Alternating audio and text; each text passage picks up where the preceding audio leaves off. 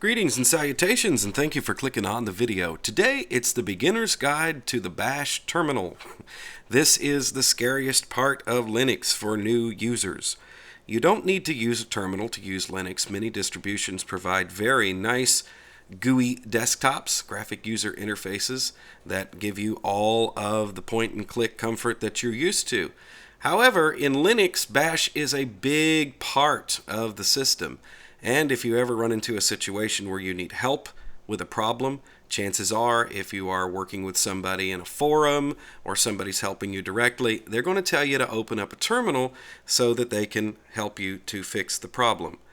Also, the terminal is very powerful, and once you learn your way around, you might find that you like working in a terminal better than doing the point-and-click thing, because it allows you to do very complicated things with just a few little commands. So in today's video, I'm going to give you the crash course. This is the beginner's guide. We're going to go through a whole bunch of information very quickly. And the idea here is to provide one video that will help people who want to get started with Bash. There are a lot of great tutorials on YouTube about Bash. Most of them are multi-part series, and they're very long, and they go into a great deal of detail. I myself posted one of those a little more than a year ago. However, this video is a crash course. If you sit down and you watch this video from beginning to end, you are going to have the very basic concepts and tools you need to actually use the terminal, and most of what I'm going to show you is where to get more information. So it's pretty cool. Now you can see why the terminal would be intimidating. When you open one up, all you get is a blinking cursor. It doesn't tell you anything. Well, that's the difference between Bash and a GUI. A GUI interface is one that will give you options. You can pretty much intuitively figure out what you're going to do. In the terminal, when you're working at a command line, it is assumed that you know what you want, and so therefore it doesn't offer a great deal of help as you roll along. Bash assumes that you know what you're doing, so be careful as you roll through, because there are some things that you can do that might damage your system. We'll point those out as we roll along, so pay attention to those cautions. So the first thing that you're going to want to learn how to do is figure out where you are and what you're looking at. So the very first command that I'm going to teach you in the terminal is ls, which stands for list storage. And when you run that command, and you run a command by typing it and then pressing the enter key, it will give you a list of everything that is in the current directory that you are logged into. The directory that you're logged into is usually your home directory. And that is told to you right up front there by the prompt. This is Ubuntu, and this is pretty much the typical prompt that you will get, and it tells you a lot of information. First of all, it tells you who you are, which might sound like something that you should already know, but there are occasions when it's nice to know that information and have it on the screen. And it tells you exactly what computer you're logged into. With Bash, you can use the remote shell or the secure shell, SSH, to log into other machines. So if you have more than one terminal up, it's kind of nice to know exactly what machine you're working in. And then finally, you'll see that little tilde character. Well, that's an abbreviation for your home folder. Tilde always represents your home folder. And finally, the last thing that you see is the $sign. The $sign indicates that you are logged in as a standard user, which means that you have regular privileges. You cannot enter a command here and run it as an administrator unless you preface it with another command or you switch to the administrator's account, which is known as root. So that's what the prompt tells you. And ls tells you what files and directories you have with you. Before we go any further, it's probably a good idea that we take a look at the basic Linux file system so that you can get an idea of what we're dealing with here. This is called a tree. It's upside down. If you turn it right side up, then it would look more like a tree, because we start out at root, and root is the base of a file system on a Linux or Unix machine. And everything is in root, which is usually a bunch of directories. All directories are files that contain more files. So you can have files and directories in the root directory, and then each directory can contain more files. The one that we're probably going to be most interested in is the home directory. That's where all of the users who have accounts on the computer have their files stored. It's in there somewhere, and that will make more sense as we roll along. So ls shows us what we have in the current directory. The next command to know is pwd, where we can print the present working directory. So pwd will tell you exactly where you are. And in this case, it gives us the full path. This is not abbreviated. So a path means that if you go from the root of the file system to wherever you are now, this is how you get there. So in this case, we go from root to home to a directory called Joe, and that is me. Directories and folders, the names are interchangeable. That's something else to keep in mind. You may hear people refer to them as folders. And that is because way back a long time ago in computer science class, when they were first teaching us all about computers, they likened directories to folders in a file cabinet. So the hard drive would represent a file cabinet, the directory would be the folder, and of course files were within those folders. So when you're working in a graphic user interface, usually we call those folders because they're represented as cute little pictures of folders, just to make sure that that's understood. pwd tells you exactly where you are in the file system and gives you the full path. That is called an absolute path. There is also something called a relative path. And a relative path is how you get to something from where you are right now. And it assumes that whatever you're trying to get to is in your current working directory. So in this instance, I could, for instance, type in ls and then type in documents. And I'm going to use a trick that I'm going to tell you about in just a second there to fill that up. And now it will list everything in the documents folder. And I used a relative path. Well, I can also issue this command this way. I can say ls root home Joe, and then I can do doc, type that correctly and it would help. Now I'm going to get exactly the same output, and that is because I used a absolute path. So you need to understand the difference between those two things. So let's clear the screen here and let's issue ls again, because I want to show you another thing that ls does. And this is another important concept to understand about commands, is that they usually have options. So if I use a dash or a hyphen and then I give ls the a, it's going to show me everything in the directory because there's more than what the eye can see.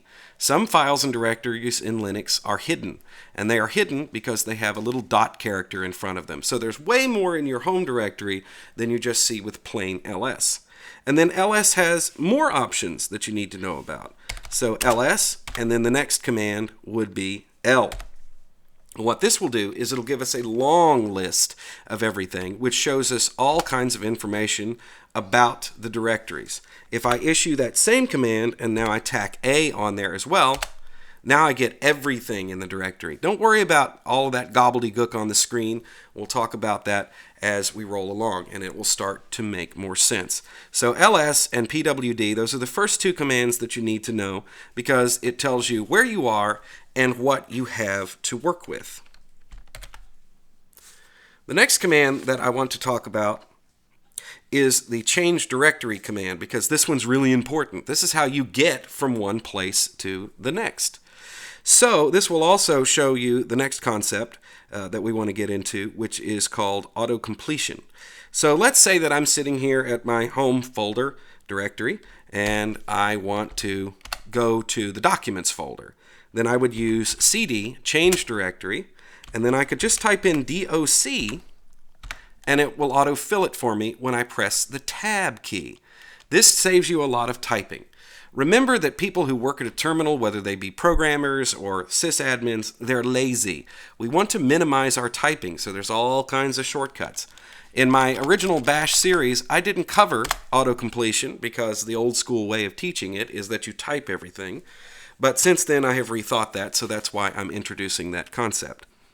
Now, you will notice if I only type do and then hit the tab key, that it doesn't do anything the first time. If I hit it twice, it now lists everything that could possibly be auto-completed. So it'll give you a list of all of the files or directories that you're looking for that you could use. So in this case, well, let's change our mind. We want to go into downloads. So now I type a W, autocomplete again with the tab key, and now I'm in downloads. Once I'm there, if I want to get back to the home directory, I got a couple of options. Anytime you want to go up one level from wherever you are, just put that ... in there. And that tells the system, hey, I want to go one level up. Or in the case of the home directory, I've got the ability just to type CD. So let's go and we will go into downloads again, CD, boom. CD with no argument basically tells the system, take me home. And also, there's another way to do this, which is rather redundant, but it's good to know. The home directory is abbreviated by that tilde, so it'll do the same thing. It'll take me home. So that is the basics of how the CD command works, and it's one that you will use a lot because you can move around the system. So let me show you another thing about CD here and auto-completion together, which makes life really simple. So I'm going to go ahead and switch to my Documents folder, and now I'm going to list the storage in there. Oops, I forgot to issue the command. Oops. There we go. All right. I'm going to make typos as this rolls along. I make a lot of typos while I'm typing and talking, so please forgive me. It will happen, I know. All right, so here we are. And if I just list the storage in here, and if I scroll up, you'll notice that we have some directories in here that have very long names with spaces and all that kind of stuff. Well, dealing with directories and file names that have spaces in them can be a bit of a pain. So this makes auto-completion really useful. So if I want to CD into a directory I have called bash scripts and guides, notice that it fills that in for me. And not only does it fill it in, but you see those little slashes there, the backslashes. Those are called escape characters. So if you are going to create or access a file that has spaces in it, then you use those to tell the system, yo, ignore the space, act like it isn't there. And that will allow me to get into that directory, no problem. Those of you who are already using Ubuntu may notice that my prompt is not showing the full path to where I am. That's a modification that I have made. Ubuntu usually will show you the full path. So on your machine, it may say :documents, and then it would be whatever directory you happen to be in. To get back to the home directory, boom, there we go. Okay, so that's the basics of using CD with auto-completion. One more thing that's related to CD that is very useful. Let us say that you are in your downloads folder. Type that correctly. And you need to jump over to another folder on the machine, which is way somewhere else on the file system. So in this case, we're going to be in etc. Well, you could CD over there, and then you could use a CD command to get back. But there's another way to do this.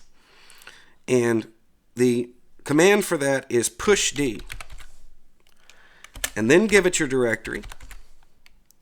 And now what it will do is, you see, it's saying that we've gone to the etc directory into the downloads directory. And I can work here for as long as I like. And then I can use a command called popd, and it takes me back to right where I was. Yes, you could use two CD commands. Why is that useful? Well, what if you don't remember where you were? What if you end up working in the etc directory for a long time and you go, wait a minute, what directory was I in? I'm not really sure. Well, if you use pushd and popd in that particular situation, you'll always jump back to where you were and you won't lose your place. You won't have to remember, well, what directory was I in to get that file? Well, there you go. So there you go. That's how you navigate the system very basically.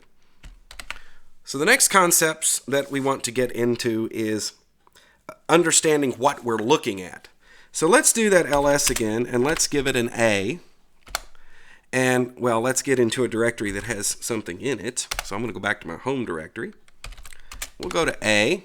which will show everything.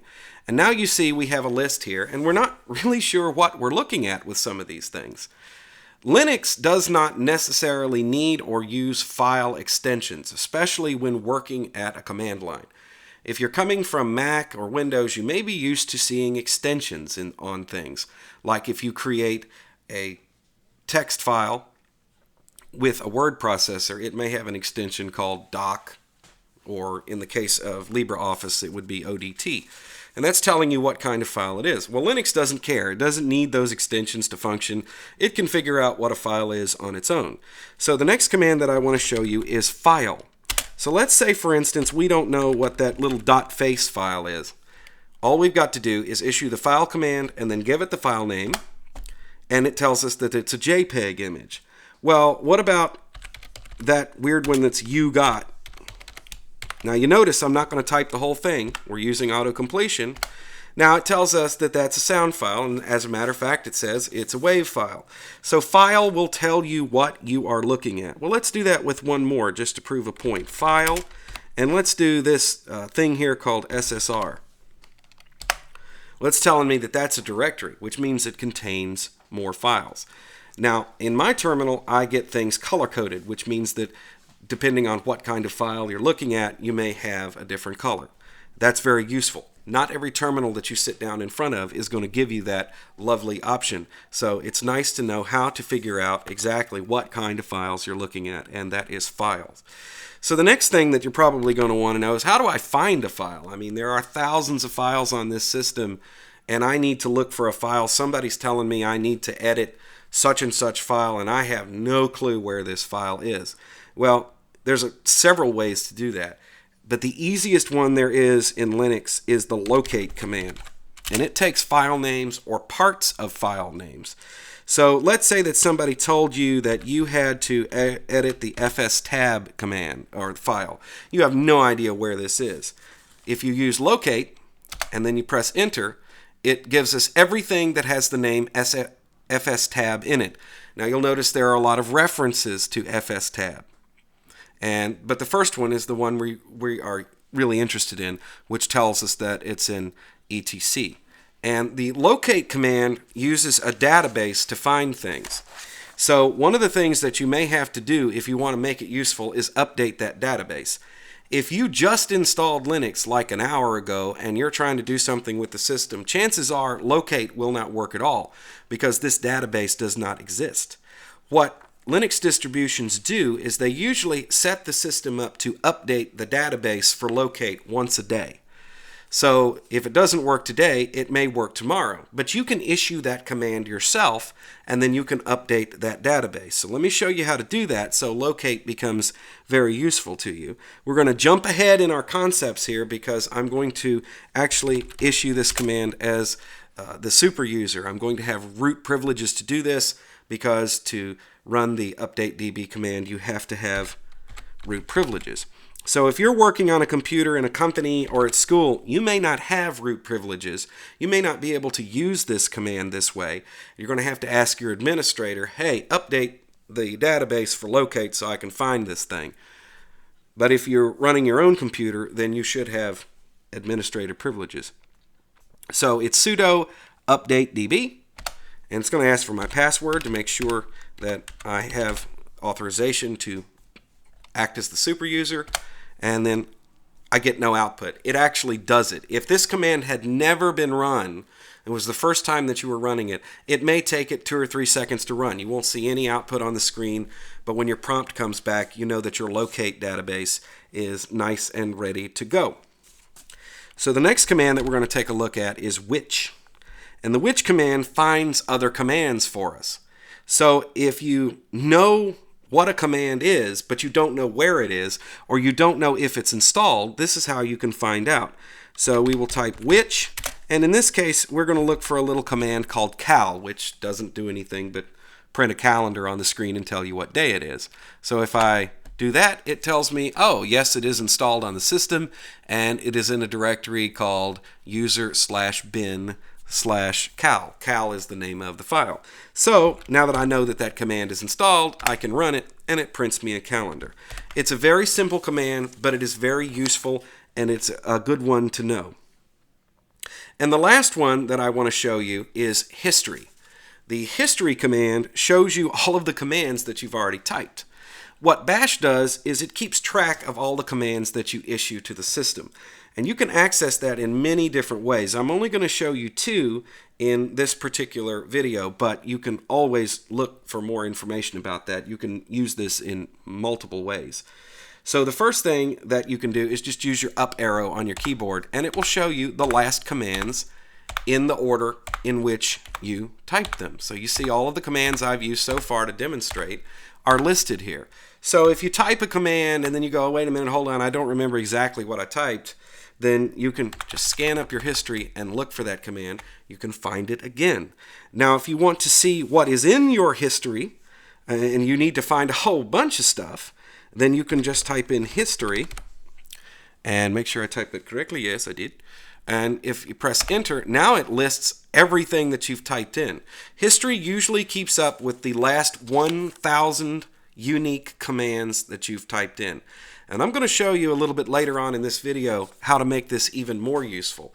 So if you don't want to sit there and look at them one at a time, you can just roll up and down, and then you can also issue these numbers in lieu of the command itself. Now if you want to find out how to use that, you're going to use what I'm going to show you in the next part of the video to figure out how to do that. So that is history, and that is how that works.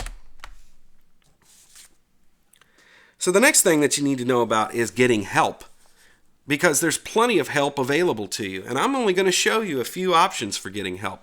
There's a lot. If you're sitting at a terminal and you're trying to figure out how to use a command or how to do something, there's a lot of ways that you can get information without having to go to a web browser, without having to have the machine hooked up to the internet. There is a lot of help information that is already here, and all you have to do is know how to get to it. So the most simple command is whatis. So if you want to know what a command does, you just go and what is this? What does it do? Then this will give you a very short little explanation. So we looked at the cal command, which is that calendar command, and it says it displays a calendar and the date. That's it. That's all it does. So whatis is very useful if you're just trying to figure out what a command does, and there's a lot of information. And then there is another way to find out information about commands that you might not completely understand the syntax. You may want to do something with the system, but you don't know which command to use. So it'd be kind of nice to kind of give the system a pointer and say, hey, I want to do something that involves time, but I don't know exactly which command to use. Well, in that case, you can use apropos. And then we're just going to give it time. Now watch this. We're going to get a bunch of output on the screen. I'm using my mouse, by the way, to scroll up and look through that. And so it shows us all kinds of different commands that are related to things that have to do with time. Very useful. Well, if you need more intense information, the next one to know, and the one that I use more than any other command, is just the good old man command. Man he's your friend, man. So if you need to know what's going on, you got to ask the man. So how do you use man? Well, the command is man. And in this case, I'm going to show you the manual page for the man command. And then the page pops up. Now you can use the arrow keys to go up lines and scroll up and down. You can also use the space bar to scroll up and down through all of this information. And you can read more about the command that you're trying to find information about. Not every command on the system has a man page. Like, for instance, I don't think there's a man page for cd because it's a shell function. There really isn't one. So you might not find one. Let's see if there's a man page for cd. I don't believe there is. No, there's not, because cd is pretty straightforward. But there is a whatis for cd, I think. Okay, so what is cd? Well, see, it's not in the manual, so therefore you can't figure that one out. So every now and again you might run into something that isn't there, but of course in this case you can always look it up online. Most of the commands that you're going to use are going to have a man page, so therefore you can get to them from whatis, apropos, or the man command. So that's how you get help. Pretty simple, huh? I told you this was easy, man. It's not as hard as people make it out to be. Okay, so the next part is working with files directly. We're going to work with files and directories directly. I said it properly, isn't that awesome? So the first command that I'm going to show you is how to make a directory. You might want to do this. We're going to do this in this case. We're going to call it junk. So I'm going to make a directory called junk. By the way, if I wanted to make more directories, I could just keep typing here. It'll take input all the way until you get tired of typing. So if you need to make a whole bunch of directories, you could just do it all at once. But in this case, we're only going to make one for the video. So now I have entered the command. I got no output. If you get no output, that's how you know a command works. And we're going to see if we've created our directory by running ls. Why, yes, we have that directory. So let's go into that directory. Now we are in junk. And our directory is very empty. So let's talk about creating files. I'm going to show you a really nifty command here called touch. The touch command is more useful than it may appear. Touch does two things. If you issue the touch command and then you do it with a file that already exists, all it does is update the date on that file. Every file on your system has a little date, a little thing in there that records the last time you accessed it or did something to it or changed it. So touch will do that without actually doing anything to the file. And it can be very useful when you're working with things like backup programs. If you want to force the backup program to back up a file, you could touch it, and then it would have a later date than the last backup, and it would just suck it on over. But touch also has another curious function, and that is if you touch a file that does not exist, it will create that file. There's nothing in it, but it will create the file. So in this case, we're going to create a couple of files. We'll create file 1, file 2, and file 3. And we'll turn touch loose, and now we have created those files. Pretty cool, huh? Make sure they're there. There we go. We have our files, and they're in the directory. So we can start playing around with these files. Now, the first command that I think that people should know is copy, because this is the one that saves your butt. If you have to go edit a file or you want to change something about a file, but you want to keep a copy around, this is how you would do it. So copy will make a copy in the directory that you're working into. So I'm going to tell it that I want to copy something from the home directory, and I am going to give it a file name to work with. In this case, we're just going to pick a system text file that holds information. We'll use this later on. So there is bash rc. Okay, and now we've got to give it a new name. So I'm just going to call this bash rc without the dot so we know exactly what we're looking at. So what I'm telling the system now is that I want to copy this file, and I'm getting it from the home directory, and because it auto-completed, we know it's there.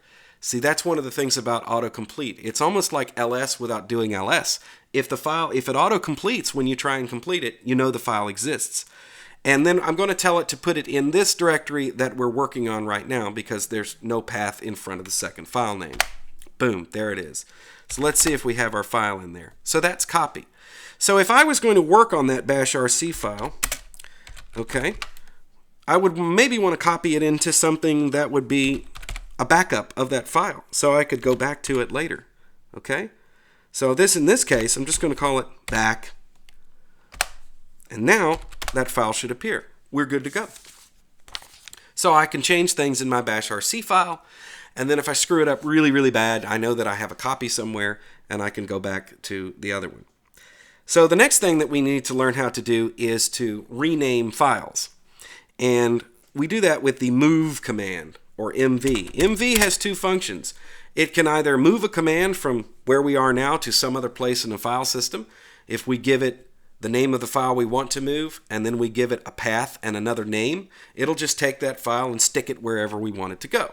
But in this case, we are more interested in renaming a file. So let us say that we did screw up our bash rc file. So what we're going to want to do is we'll do bash rc.back, and we want to move this back into bash rc. All right? Didn't give us any output. You're not going to see that it's done anything. But if you had made changes to the original bash rc, you would find that that file has now been moved. And if I list the storage again, look, the .back version of bash rc is no longer there. That's because I renamed it bash rc, I rewrote over the file, and there you go. I can also do the same thing here. I can move the contents of a file. So let's take our same file that we've been playing with. We'll do mv bash, and now we're going to move it into file 1. Okay, so now the bash rc has gone altogether, but all of its contents are in file 1. So that's using the move command. Very powerful command, and I suggest that before you start playing around with it, you look at the man page for that one. Now we're going to look at removing files, taking files away from the system. This is the rm command, and it is extraordinarily powerful. This is one you need to be afraid of just a little bit, because rm can be as precise as a scalpel, but if you type it in with the right arguments, you can blow away huge amounts of data and it just goes poof.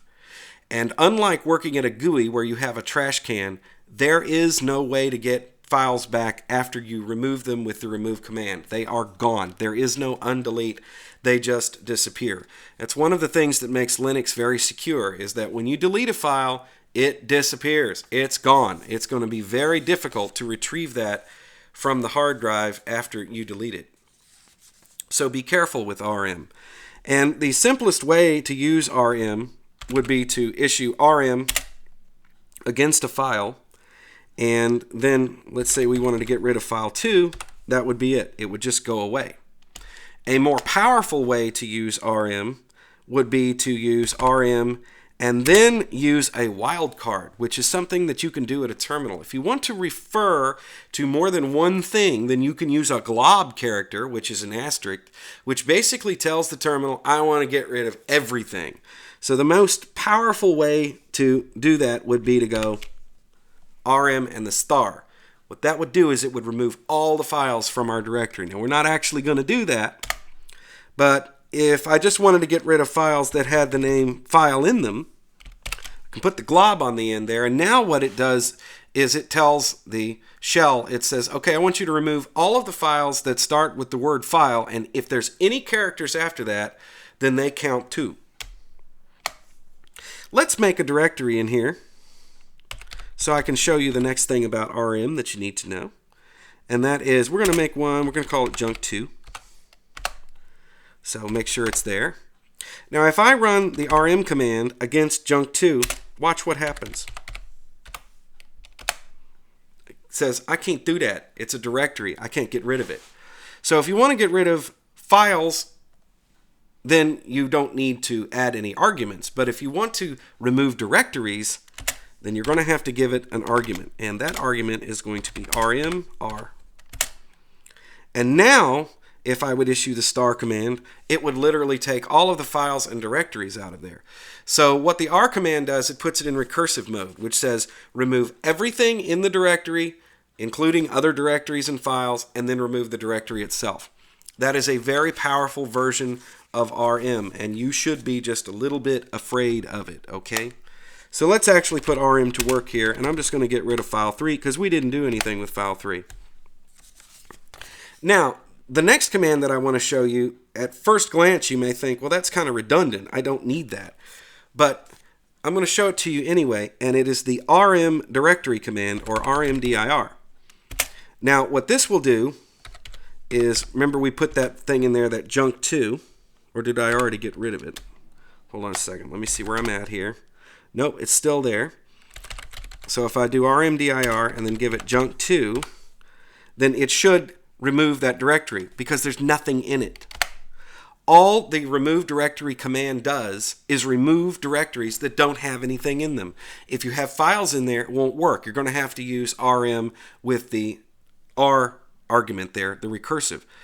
Now you're saying to yourself, well, how is that useful? Well, what if you have a bunch of empty directories? You've been working on a project and you've created a bunch of directories, there's nothing in there, you just want to clean things up a little bit. Then the rmdir command can be very useful. So let's go ahead and create a bunch of directories, and then we'll get rid of them in one shot. And I'll show you how it's done. So we'll make dir, and we'll call it dir1, dir2, dir3, just a bunch of stuff. All right. So So now you see we have all these directories in there. And I just want to get rid of them. There's nothing in there. I'm done with them. So if I do rmdir and then give it the glob,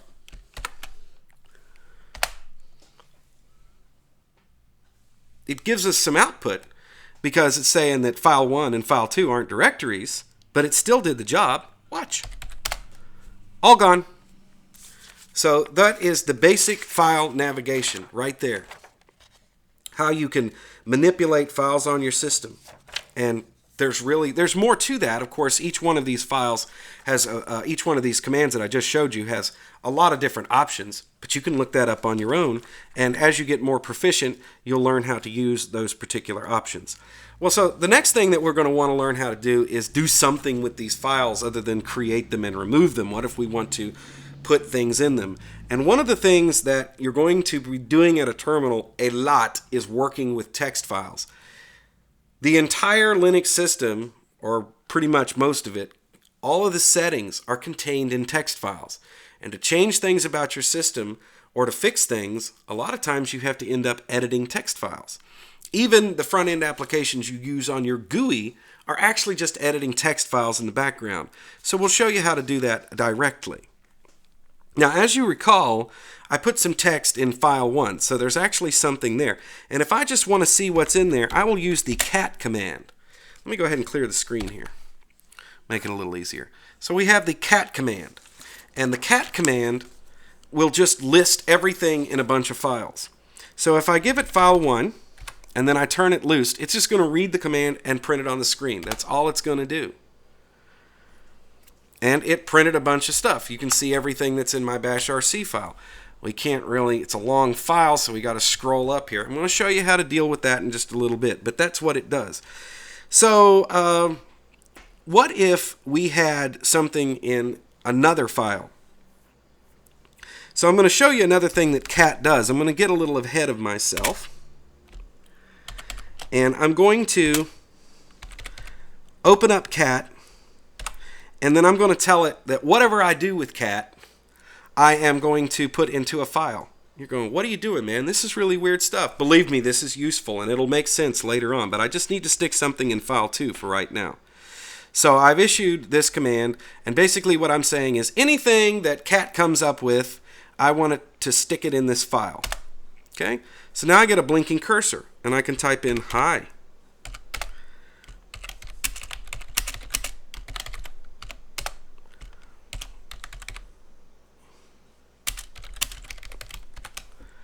And then I'm going to use Control D to tell the cat command that I'm done. Well, what did I just do? Well, let me show you. Let's cat file 2. Well, look, it reprinted exactly the same thing on the screen. That's because I added text to it using the cat command itself. This is one of the most basic things that you can do with a terminal. Like I said, at this point, this might not appear to be useful, but if you need to create small little text files very quickly, cat will do that for you. So what else does cat do? It sticks files together. It's actually short for concatenate, which means take a bunch of information and stick it in one place. So if I cat file 1, and then I cat file 2, and tell it file 2, watch what happens. We have all the stuff that was in that bashrc file, and then we also have all that information stuck down at the bottom. So that's cat, and it's more useful than you think it is. So let's look at some other ways to read what's in text files. I want to introduce you to a couple of little programs called More and Less. More is very old, and you're not going to use it a whole lot, but without knowing what more is, less doesn't make sense. So we'll start with more. So now if I say more, and then I give it a file name, I'm going to give it file 1 there, and I turn it loose, look what happens. Now I can page through the file using the spacebar. So I'm seeing it one page at a time, all that crap that's in that configuration file. When I get down to the bottom, it returns me to the prompt. That's more. That's all that more does. And if you issue more and then you go down 2 pages and you realize, I don't really want to be here, then you could do the queue, use a queue, and it'll just dump you right back to the prompt. That's all it does. That's more. That's it. And it's a pager. It just pages through a bunch of text in a terminal. That's nice. But there is a more advanced command that does the same thing. So let's do less file1. The less command is more than more.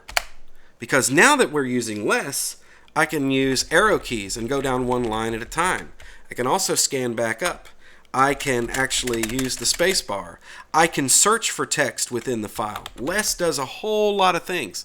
So if you're having to read a text file and you're getting, just overwhelmed by stuff scrolling off the screen, remember to use less. When you're done with less, Q. It lets you out. So Q is for quit when you're working with less. So there, now you know more and less, and you now know that less is more. Now we need to actually edit files. Now I showed you how to use the cat file to throw some text in a file, and I introduced you to some concepts that you're probably going, I don't get it. But what if we want to actually edit a file? There are many text editors available for Linux. But one that is probably the easiest to use and the most intuitive and is going to generally be available on most Linux distributions that you sit down in front of is called Nano. Nano is a very powerful little text editor. So let's just give Nano a file name. And just to keep this easy, I'm going to give it file2. And if you don't have a file and you just start Nano and then give it a file name, it's going to save with that file name. I'll show you that in just a couple of seconds. So there's the little file I created with cat. And now I can use my cursor to come down here and type and change things. And then down here at the bottom of the screen, you'll see that we have lots of options. Let's add something to this file. Let's just say, let's just put, let's say BYE, right? BYE is like when you're leaving. So I'm going to throw that line in there. And then with Nano, I use Control O to write out the file, and it confirms the file name. It tells me that I wrote it out, and when I want to get out, I use the Control key and the X, and I'm gone. So we can cat that file to see the changes. See, it added by. So that's what it does. It's a text editor. Now there are a lot of functions within there, like you can cut text, and then you can move things around, you can mark things. We're not going to get into that. You can play with Nano on your own. So if you just want to play with Nano, just type in Nano and then enter, and now you can do, you can put whatever you want in here. Let's say hi, and then if you want to leave, you don't want to save it, no problem. Just choose no, and you're out. You're gone. It's pretty simple and pretty straightforward. So Nano is an awesome file. Now, before we move on from working with files, I want to tell you about a little concept called redirection. Now, I already showed you redirection with cat earlier when we created that file. And that just means that I take the output from one program and put it into a file or into another program. And this is very useful using these different commands. So, like I said, with cat, if I do cat, and I give it that little bracket right there, it's going to put this in a file, file2. If I want to append and not create a brand new file from scratch, then I can use cat and put 2 in there, and it will append to the bottom. So if I want to append to file2, now we're just going to add the text to the bottom, put in more stuff, Control D to tell it we're done. Yep, there we go. And then if let's just use Nano. Open up Nano. You see, I added more stuff on there, so I appended to that. If I did exactly the same thing, and I only used one of those little brackets there, we will do the same thing, and then I'll just put in hi this time. And Control D to tell it I'm done. And now if I go back up here and Nano that file again, look, it's all gone because we created a new file.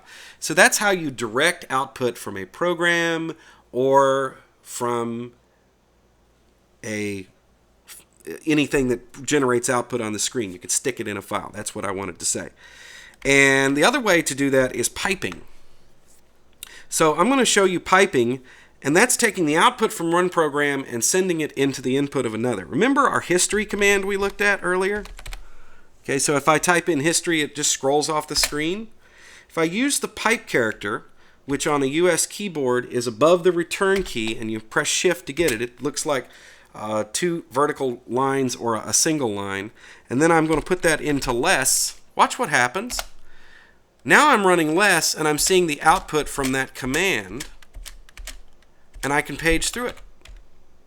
That's because I took the output directly from that command and put it into the less program. When I used cat to create files, I was taking the standard input, which is your keyboard, and I was sticking that directly into the cat program and then turning it into a file. So that's the concept of redirection. If you ever see that, that's what that does, and it's highly useful. You'll find all kinds of uses for it. So we're going to give you one last demonstration of redirection before we move on. Let's take the ls command. I'm going to tell it I want to see everything. I'm going to say I want to see everything, so I'm going to give it all, and I want a long list, and I want to see that directory. And then I want to put this into a file. We will call that file, watch what happens. Oop, let me fix that. Put a U there so that makes sense. lsout.txt. So what we're going to do is we're going to list the root directory, and we're going to show everything in it, and we are going to have a long list, and we're going to stick it in a file. I saw absolutely nothing happen on the screen. Did it work? We'll find out. We'll do ls. And now you'll see that we have a file there called lsout. So let's ls, or rather less, lsout.txt. Look, it's everything that's in the root directory, but instead of putting it on the screen, we put it in a file. So that's basic redirection. You have now been taught. Your life will never be the same once you know how to do that. Okay, moving on. So the next thing that we're going to do is jump to another concept. We've learned how to navigate the file system. We've learned how to get help. Now we're going to talk about working with users and understanding how different users relate to each other on the system. So let me go back to my home folder. The first command that I want to show you is sudo. We've already seen this in the video because it's something that you need to know. Sudo will allow you to do something as another user, and most of the time with most modern Linux distributions, sudo is how we give administrative privileges to a regular user. So if you install Ubuntu or anything based on Ubuntu or Debian or Arch, and you do not have a root account set up, chances are you have a sudo account ready to go. It's su, and it stands for substitute user do. Super user do is another way to look at sudo. Some people call it sudo. That's incorrect, but even I do that occasionally, so you'll have to forgive me. So how do we do this? Well, if we have a command that we need to run as with elevated privileges, we can just do this. So in this case, we'll run the updatedb command as we did before, and you get the idea. It asks for the password, and now I'm running this as the root user. You can make sudo stick around. You can become the root user. And yes, you'll see in a lot of Linux documentation that you can also use the su command, which we will look at next. The preferred method for doing this in Ubuntu-based distributions is to use sudo s. It is safer than su. If you use the su command, there is a danger that you may type in the right text and activate the root account. If you activate the root account on an Ubuntu system or any system that has it disabled for security, then the account becomes active, and therefore somebody could hack into your system and get to it. So in Ubuntu, to act as the root user for a while, you can just type in sudo and then s. And you notice what changed there. First of all, it didn't ask for my password. The sudo command runs a timer in the background. So if you issue one command and a minute or two goes by, you may be able to issue another command without it asking. If that timer times out, it'll ask for your password again. That's for security. In this case right now, I am running as root. So if I wanted to issue a command to the system as the root user, then I would be able to do that now. And I could issue one command after another. To get out of this mode, you type in exit. We'll talk about exit a little bit more later. So type it in correctly so it works. And now you'll see that I've turned back into myself. With the sudo s command, it'll tell you that you are root and what machine you are at. And you'll notice that this turned into a hashtag or a pound sign, whatever you call that thing, that's telling you that you're running as the root user, and the root user has total privileges. It is not a good idea to run as the root user all the time. Running as the root user can be dangerous. You can type in commands and you can wipe out big chunks of the system or change things. You can make mistakes here that will definitely mess up your system. So be wary of running as root. The rm command as root will erase anything on the system. Doesn't matter what it is. System files makes no difference. You can blow out just the whole thing. So the next one that we want to look at is su, and this changes you to another user. So the su command works like this. If I want to become another user on the computer, let's say that I want to be Cindy, then I would type it with this syntax. And the su command with a space, then a dash, and then Cindy, what that says to the system is, I want to become Cindy, and I want to change over to her home directory, and I want to load all of her settings in bash. If I do not give it a dash, then it won't do that. I'll just jump in as Cindy, but I'll still be in my own home folder. So let's try it both ways, and we'll see what happens. So if I do this, and then I'm going to put in her password, and as the administrator on this particular system, I have everybody's password. I have access to it. That's part of the fun of being the administrator. You're all powerful. So if I do pwd over here, you'll see that now I am in her directory, so I have access to all of her files. Any command I issue here will be as Cindy, and it will operate in her section of the computer. Now to get out, I type exit, and then it says I've logged out, and it dumps me back. Now if I do su and just do Cindy, and I didn't put the dash in there, watch what happens. It's going to ask for the password. It's saying that I'm Cindy, but I'm in my own home directory. So if you want to change something about Cindy's files, I would have to navigate it to her folder manually here. If I just wanted to run a quick command over here, this would be fine. But it's important to understand that that is how su works. Now I'm going to show you with su how to become the root user, but I do not recommend that you do this with Ubuntu for the reasons that I previously stated. However, some distributions of Linux create a root user, and if you have access to that account and you have the root user's password, then you may want to do it. So if you just want to issue a command as root user, you can just do su, enter will attempt to log you in as root. Okay, I'm not going to do it, but that's how it does it. If you want to become the root user and you want to navigate to the root user's home directory, then it is su and a dash with no name after it, and that will take you, you are now running as root on the system. It does work in Ubuntu. I don't recommend that you do it. Okay, so the next thing that we need to know is how do we figure out who's logged into the system? Well, that's really easy to do. There's a couple of commands that tell you that information. And this is going to be useful if you are on a system that's owned by a corporation or a school, or let's say that you have a computer at home that has several accounts on it, and you want to know if anybody else is logged into the system remotely, or their account is active, or whatever the deal is. So we use users to tell me that. And it says that I'm actually logged in twice because remember I have a GUI up and running and then I'm using a terminal emulator, so I'm actually logged into the system twice. If Cindy was logged into this system from a remote shell, for instance, or she had left her account active and I had switched to it at the same machine, then I would see that she was logged in as well. So we can show that just by using that su, and then I'm going to jump in as Cindy real quick. I don't need to change to her environment to do this. And we're going to su to Cindy. And it's going to ask for Cindy's password, and I give it to the system. Now watch what happens when I do users. Well, it's still telling me that I'm logged in as myself. Okay, hold on. Let's do it this way. Let's see if this works. Let me go ahead and get out of there. Let me switch over completely. It may not tell me. This may not work. I may actually have to log in from another terminal to do that. So let's try that again. Yep, still logged in as myself because I'm actually just masquerading as Cindy. She's not technically logged in. If she was, then we'd see her name up here. But anyway, that was a good shot, and it actually taught me something about the users command that I didn't know. So that's cool. See, I learn all the time too, just playing around with this stuff, showing you guys stuff.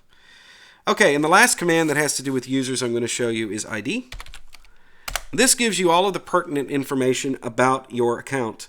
It tells you what your ID number is, and it gives you a bunch of information.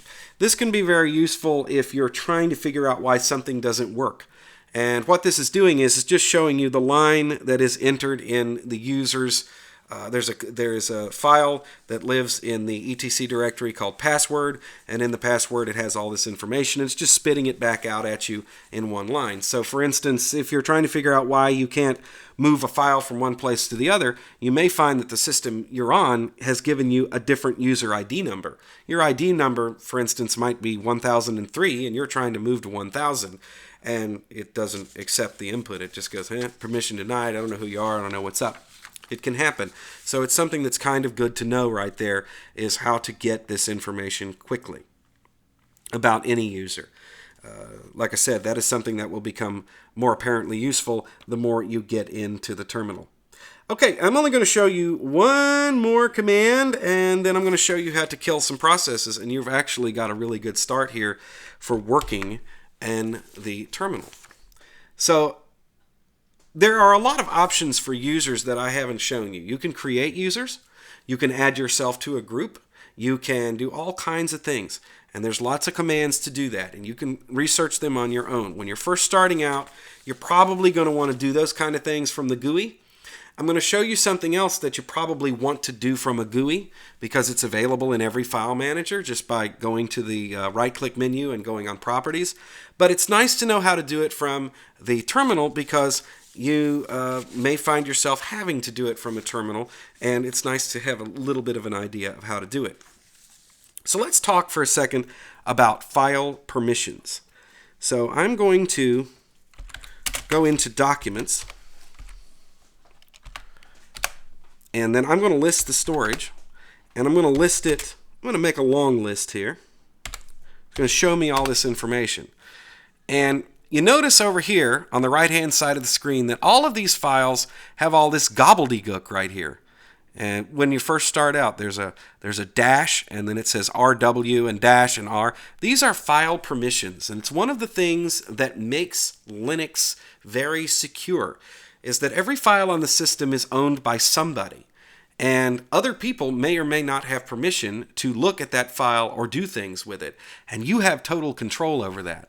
So when you look at a long list, the first thing that you see here is the permissions, and these are the links to the file. Don't worry about that. That's something you can find out more about later. Becomes useful later on. And then we have who owns the file, which in this case is Joe, and what group it belongs to. It belongs to a group called Joe. So these permissions right here, the first three would be my permissions, Joe as the owner. The second would be group, and the third would be everybody else in the world. Then it tells you the size of the file here, and then it tells you the last modification date and the name. It's all there. So let us go ahead and clear this screen, and we'll jump over here to another graphic that I have. It's going to make this really easy to understand when we're talking about all of this stuff. So permissions are stored in 3 groups, and each one of those groups represents a byte of data, and there are 7 bits within that byte. And yes, that is correct. Nobody type on there, well, a byte is 8 bits. Yes, it is, but go look it up in the book. I know what I'm talking about here. There are 7 bits in a byte in this particular instance. And each one of those bits represents a permission. So the 3 basic permissions that we have that we can give to a file is that you can read it, which means that you can actually open the file and look at it. And then there's the write permission, which means that you can write to the file, or you can delete the file. You can change it in any way. And then the last permission is X, and that is your execute permission. That means that this file contains code that the system can actually execute. Okay? And we can set those permissions by assigning the actual bits that represent each one of those permissions in the groups. So the first group there, which is user, which would be me, in this case, it is set that I can read, write, and execute the file. Read is worth 4 bits. Write is worth 2 bits. And execute is worth 1 bit. And we can use that knowledge to our advantage to change the permissions on any file in the system. Okay? I'm going to show you how to do that right now. So, if I have a file, let's get to our junk directory. And we'll see that we have a list of files in there, the stuff that we were, There we go. All right, so let's do the list in long form, and then we can see all the permissions. So let's say that we have put a bunch of stuff in our file called file1. We want to turn that into a program. Let's say that we have written a bash script, and we want to make that executable, so the system will treat it as a program. Well, there's 2 ways that we can do that. The first one is to use the change mod command, or change mode. We just skip the E. And then we can use what is called a symbolic way of doing this, which is usually the easiest way to do this when it comes to setting a permission to write execute. So we just do plus, and then we do X. And basically what we're telling the command is, make this file executable for anybody. And then we give it the file name next. And in this case, we're going to do file1. And it took it. So let's list the storage. Let's list the storage long ways so we can see the attributes. It didn't do it. I know why it didn't do it too. I knew I'd make mistakes, gang. Don't worry, you'll make mistakes too. I used a capital X and I didn't know what I was talking about. Now do it. Okay. Now list the storage. And you can see that that particular file now has the execute attribute on it. When you want to just make a file executable, easiest way to go. Now that symbolic system goes on. In my bash series, I tried to show how that works, and I have a mental block about making that work. I got to be real honest with you. I have never been able to use the symbolic syntax for the change mode command. I just can't do it. So what I do is I cheat and I use the numbers because it makes it so much easier. So let's play around with this a little more. Let's do change mode. And this time around, I'm going to take those bits that I wanted to show you guys about. Let's say, for instance, that I wanted to make a file here. Hold on, it's not going to work. Okay, glad I caught that. Okay, would look stupid. So if I put 700 in there, what have I done? Well, I'm setting the read, write, and execute bit for me, and everybody else doesn't get no play at all when it comes to this file. So we'll do that on file 1 because that's the one we've been working with. Boom, and then ls the thing, long, and you see now that I'm the only person that can do anything with this file at all. And then I can change that once again by very easily. Let's say that I want to be generous, and now I want people to be able to read the file, so but they can't execute it. If I put 4 there, because remember that the 4 bits represents the read, then it will work out, right? So let's do file and do file 1, and we'll list the storage. Yep.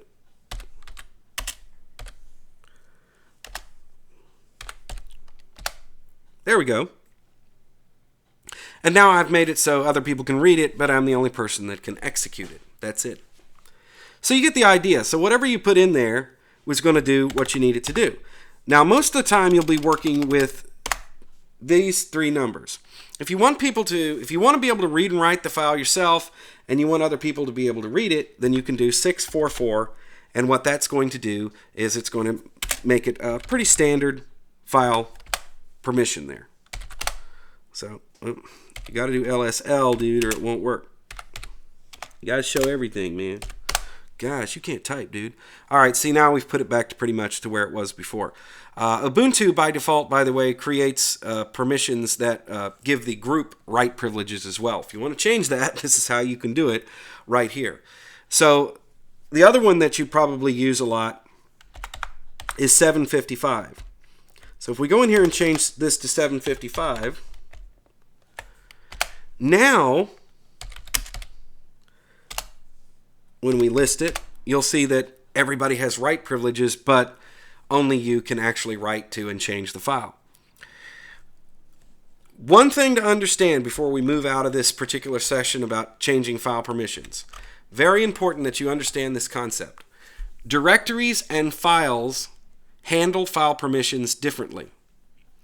So if you wanted to create a file that everybody could write to, no matter whether they were in the group or just everybody on the system that has access to the file, then you could use 777 as it's illustrated here. Or you can make it restricted where people can only read the file, and in that case it would be 644 for just writability and readability. 6 would be that mean that you could read and write as the user, and then 4 and 4 would mean that the world and people within the group would be able to read the file. That's how it works with files. With directories, you have to set the execute bit if you want other people to be able to see that directory. So when you're working with directories, when we did the file, 755 is pretty much the same thing as 644 is for a file. If you do not set the execute bit on a directory for anybody else, they won't be able to list the directory. They won't be able to get into it. If you don't set the read bit, they'll never even see it. If you don't set the write bit, then it's just like it doesn't even exist. So it's a little bit different there. So when working with directories, you would use 755, and when working with files, you would use 644. If that file happens to be executable code, 755 would be the one that you would use the most. Yeah, I know it gets a little bit confusing, but that's kind of how permissions are. Even people who are advanced Linux users like myself, every now and then scratch their heads because something doesn't work and you don't know why. Well, that's why it's because it's a little confusing, but it's very secure that way. Okay, so the last thing that we want to talk about before we wrap this up is that we want to show you some basic ways that you can kill programs and processes.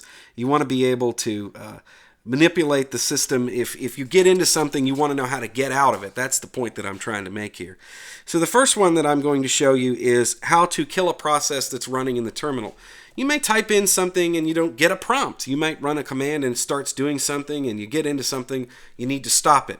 And to do that, you would use Control-C. So to demonstrate that, I'm going to use a command called watch. And what watch does is it basically reruns a command every 2 seconds. So it's in this case, we'll run the free command, which shows us how much memory is in the system. So we're going to watch free. Now basically every 2 seconds this is going to update, and if anything changes it's going to tell me. But you notice I have no prompt because this thing is just running and running. To kill a command like that, you use the Control key and the letter C. Control-C kills a command. It's dead, it's gone. So if you find yourself doing something and you don't know what's going on or something freezes up, Control-C just may get you out of it. The next thing that I'm going to show you is how to kill a command. This is any process that's running on the computer. So this happens all the time. You might run a program and that program misbehaves, for instance. So in this case, let's run Firefox. I'm going to open up my Firefox browser, and when it gets open here, I'm going to stick it behind this terminal that we're looking at. And you'll be able to see it through the terminal because I have a little bit of transparency on this terminal. Well, let's say Firefox, it starts messing up on you and it's not working properly. You can kill it. And the command that we'll use to do that is kill all. Firefox. So if you want to kill Firefox, and this is something that you've started yourself, you actually own this process, you have the ability to use it, it's something that you, or kill it, that's something you started as a user. Kill all only works for that. You can't kill something that somebody else opened up, logged in as another person. There is a way to do it, but you're going to have to figure out how to do that with super user privileges. In this case, it's just something you opened up.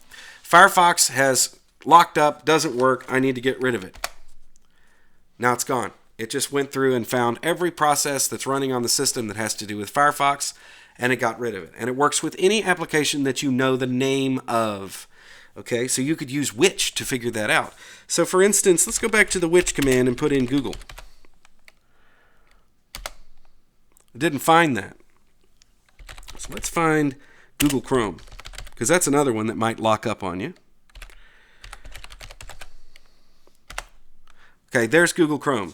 So if you're running Google Chrome and it locks up, you want to kill it. If you can open up a terminal, then you can figure out exactly what command it is to use it. In this case, it's Google Chrome, and then you would kill it. That simple.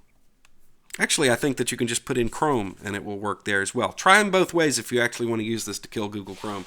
I had to kill Google Chrome not too long ago because it locked up, and I think I just put in Chrome. But you get the idea, okay? Not trying to confuse you, just trying to point it out that it might not work the first time around. You might have to play with it a little bit.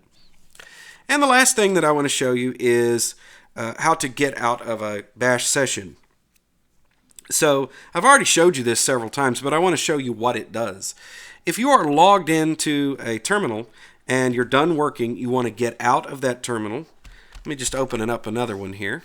And I want to get out of here. There's a couple of ways that I can do that. The first is to type in exit. And this is the one that you're going to want to use if you're logged into a real terminal, not a TTY, or rather you're logged into a TTY or a real terminal. I haven't covered that in this video, but that's something you might learn about later on. If you're using a terminal emulator or a TTY, you can always log out by typing in exit. And in this case, it just closes it up. You can also do that by using Control D, which is the command that tells the system, hey, I'm done with all the input. And it'll just get out, and it'll close out for you. If, like I said, if you were at a real terminal that's not a program that's running on a GUI like we're using here for the demonstration, then when you log out, it may log you out to a screen that just says log in. That's so the next person can log in, or you can log back in yourself. The log out command also works, but usually it recommends that you use exit. So for those of you who have played with this for a long time, there you go. And finally, every time I do one of these videos, people ask about this. So I'm going to tag this on the end, and I'm going to show you some very useful things that you can do inside of the terminal when it's running at an emulator. Okay, these commands may or may not work at a real terminal. These are mainly for an emulator, but they're still quite useful. So we've already talked about Control D. The next one is the Control C command, or rather Control L, which redraws the screen. So if you have a bunch of output on your screen, you just want to clear things off, Control and L will redraw the screen, and it'll get rid of all the stuff and give you a nice clean blank screen. You see me use that one all the time. And then you can also change the text size in a terminal emulator, and this works with most terminal emulators like and I know it works in Terminator, it works in GNOME Terminal, it works in XFCE Terminal. Pretty much anyone you're going to come across, this will work. So if you want to increase the text size, you use the Control and the Shift key, and that gives you the plus character.